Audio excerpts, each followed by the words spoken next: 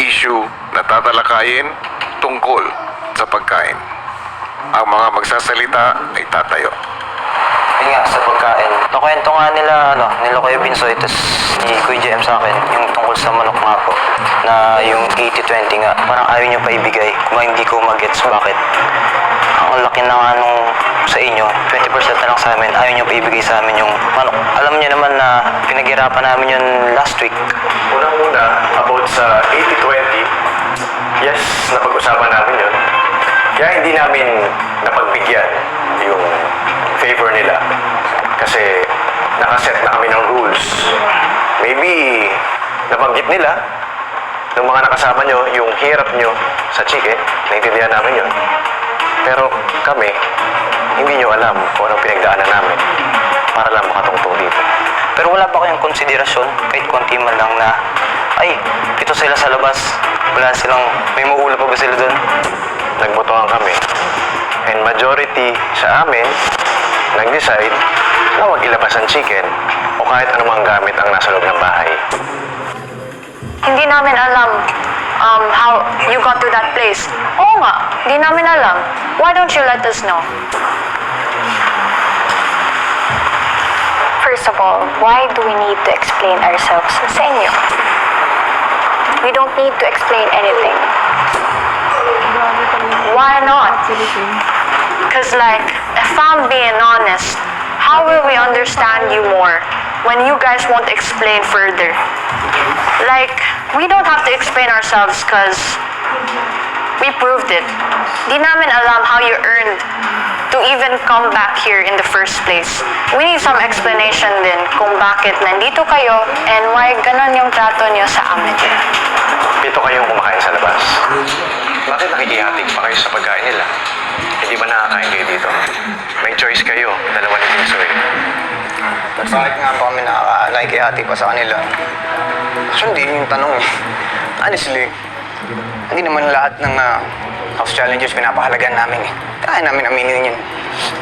Diba tinitiis na lang namin na sa kabila ng pagtrato nyo, mapanatili namin yung friendship, yung band na nabuo namin ni Binsoy dito sa loob, sa pagitan ng house challenger at sa amin.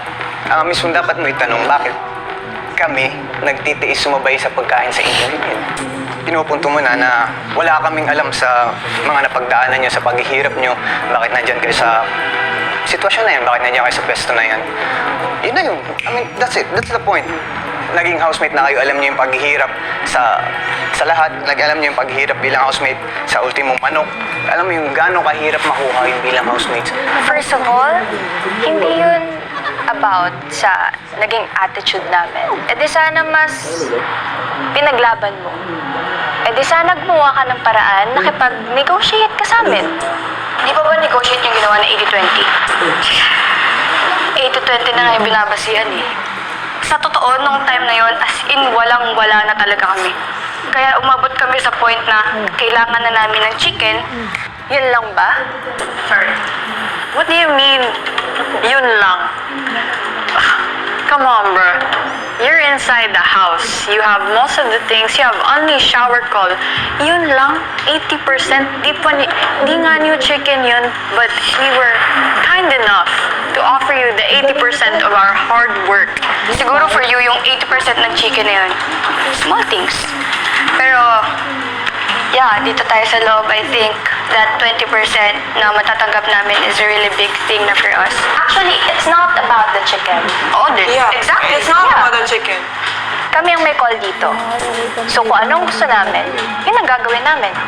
That says a lot about your personality. We're confused kasi when we were housemates, fair. As housemates, as fellow housemates, it would be fair. But now that you're house challengers, evictees, ex-housemates, you can treat us this way. Parang, what are you trying to prove naman talaga? Kasi, of course you have the call, but you also have the choice, you know? Make us understand, please. And make it make sense. Well, you know, people change. As far as I know, hindi kami nandito to help you guys. Para pag-ianin kung ano man yun pinapagawa sa inyo. Pag-aanin. Pag-aanin. Kung ano man pinapagawa sa inyo. We're here to compete. Aabot ka sa point na may nagugutom na? Asa ng konting konsiderasyon? Sabi niyo nga, may kanin kayo. Di ba kayo pwede mabusog doon? Panapod. Sige lang, sige lang. Sa sinabi ni Kuya Pat na nagbotohan, nagkasundo lahat. Ang tanong, yun ba talaga ang totoo niya? Umiiyak ako. Pag ganito ako, talaga. Nagagalit talaga ako. Ay,